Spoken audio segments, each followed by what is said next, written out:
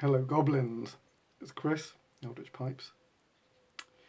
Today I had intended to do a review of a Germain's blend, Brown Flake.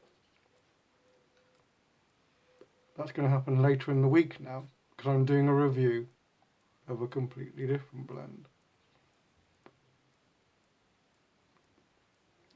Daniel Mustron, the Croatian pipe maker, put me on to the HU Tobacco Company, and they're a German tobacco blending house, not tremendously easy to get hold of in the UK, because not every German online tobacconist exports to the UK. But I found one, and I'll put their link in the description below. Estervals Pipe House. Maybe you know of it, maybe you don't. I'm not sure if they ship to the US. You can try, I suppose. But the great thing about HU is that they've got loads of blend.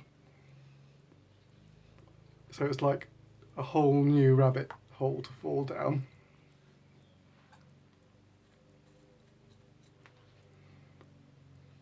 So I was able to get hold of a few, and today is a review of the first one. Now, of all of their blends, I noticed this one kind of jumped out at me because it's a Virginia Burley blend. Apparently there's some Cavendish in it as well, but essentially a Virginia Burley blend. I haven't had a Virginia Burley blend since, I think, McBaron HH Burley Flake was the last one I had. And that's interesting because this is also a flake. The blend is Aus Dem Krater #1. There's 5 Aus Dem Kraters, which I think it means from the crater, out of the crater. If you look for it on tobacco reviews, it just calls them crater blends. But then it's a picture of a field. So if someone can explain what that's all about. I was expecting to see a, colour out of space crater formed by a meteorite and inside some tobacco.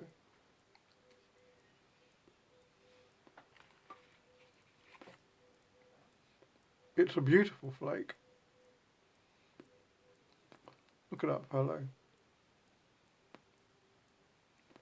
Quite thin. Rubs out really easily. A touch moist. Doesn't affect the burn that I've noticed.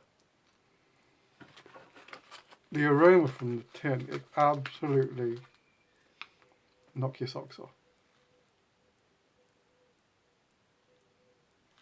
It's really aromatic. It's floral, but it's kind of got this tart plum note to it. It's really pungent as well. Now,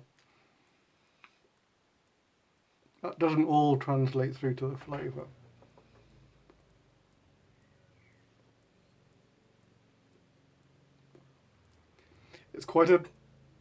It starts off quite muted. A lot of Burley blends do, which is why people tend to come to Burley last in their tobacco journey. It's not a flashy tobacco. It's earthy.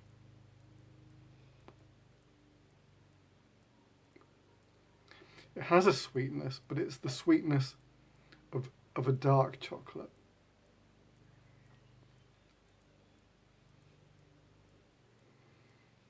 This is like a no added sugar tobacco. It's got quite a good amount of Virginia in there. I don't know if you saw all the bright flecks in the flake, but it does keep this sort of chugging along. It's not too ponderous.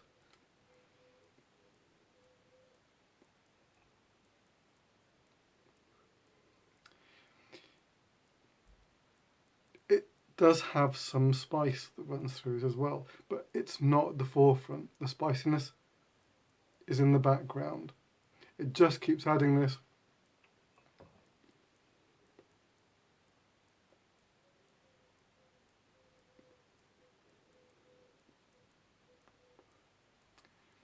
sort of vague fruity touch. That plum, that sort of like vinegary plum, is just there in the background.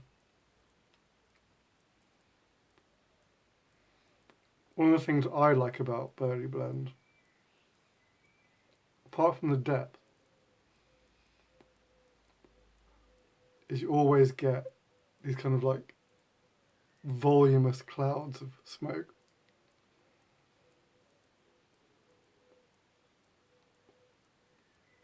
You know, they're really substantial.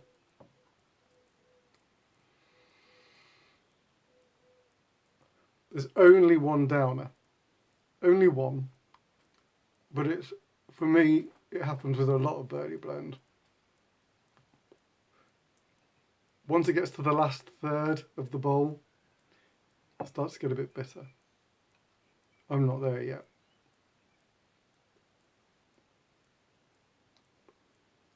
And so I probably smoke less of a bowl when it's a Birdie Blend than I would otherwise. Other than that, I'm really happy with this guy. Aus Dem Krater. So I'm looking forward to the other HU blends now.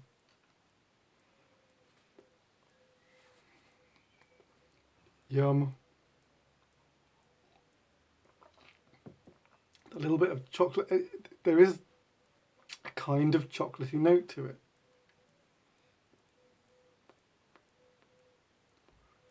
I guess it's where the sort of the earthiness and the plumminess, that fruitiness, when they overlap, they give a kind of like chocolatey vibe. I'm making it sound like chocolate. It doesn't taste like chocolate. It just moves in that kind of way. Very lovely. Not an everyday smoke, I don't think, for me, but definitely one that I will be coming back to again and again. Awesome stuff.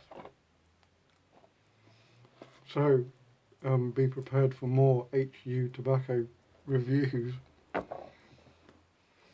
Right, oh my god, I've been doing so much stuff lately. Okay, let me show you a couple of pipes before I let you in on what's coming up in pipe terms.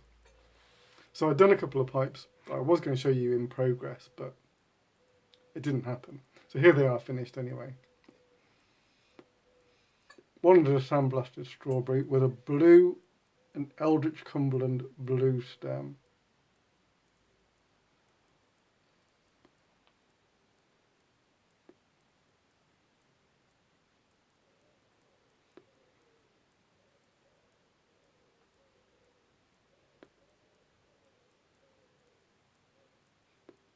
I don't know how well that blue is coming through on... Oh, that's a bit better.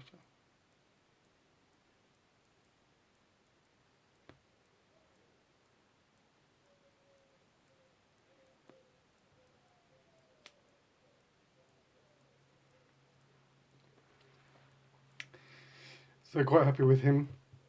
And the other one, the smooth acorn.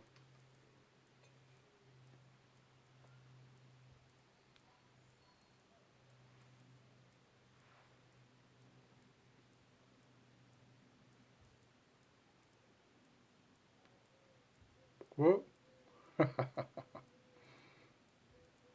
I always like to pretend I'm about to drop a pipe. It's my little joke.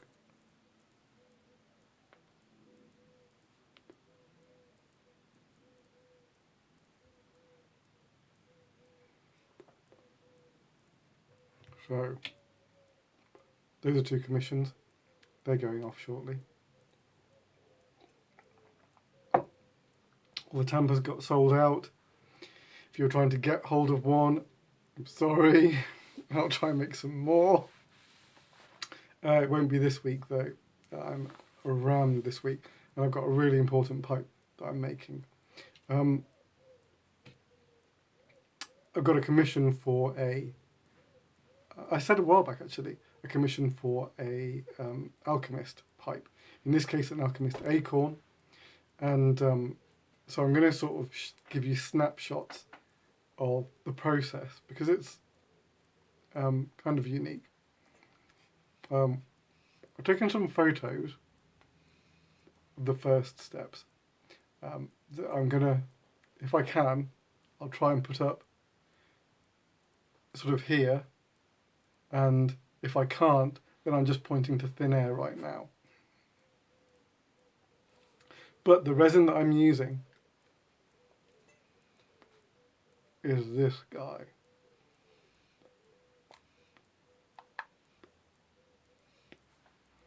Now, the reason he looks so green is not because he's a day glow fluorescent. It's just a translucent green, which means it's letting light through it, which makes it just really vibrant, and it should make for a very interesting pipe. I'm really looking forward to that and showing you how it kind of all works out. Hope you're interested. All right, I think that was everything for today. So the next video will be episode 5, Charles Dexter Ward. That's tomorrow, 11 p.m. in the UK, and at some other time in other places in the world. So if you can, join me then. If you're not aware, the videos are pre-recorded, but I am there for live chat. So come in, say hi, smoke a pipe. And then after that, it will be another video review of a tobacco. The Germains, I reckon. All right, that's enough from me. Till next time, take it easy. See you soon. Ta-da.